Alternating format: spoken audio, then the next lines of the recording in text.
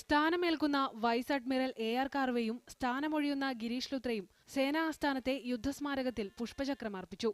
തുടർന്ന് ദക്ഷിണ നാവികസേനാ മേധാവിയായി വൈസ് അഡ്മിറൽ AR കാർവേ ചുമതലയേറ്റു. നിലവിൽ നാവികസേനാ മേധാവിയായ വൈസ് അഡ്മിറൽ ഗിരീഷ് ലുത്ര പശ്ചിമ നാവികസേനാ മേധാവിയായി നിയമിതനായതിനെ തുടർന്നാണ് വൈസ് അഡ്മിറൽ AR കാർവേ ദക്ഷിണ നാവികസേനയുടെ പുതിയ മേധാവിയായത്.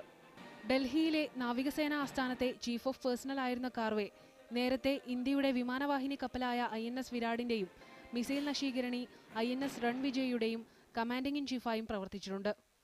ചുമതലയേറ്റ പുതിയ നാവികസേനാ മേധാവിക്ക് നാവികർ ഗാർഡ് ഓഫ് ഓണർ നൽകി.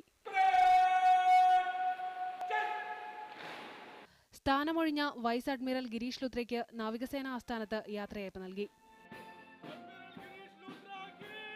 In the times to come, the training command will go from strength to strength, and we will have our officers and our sailors who are completely prepared to handle various assignments in their operational tasks.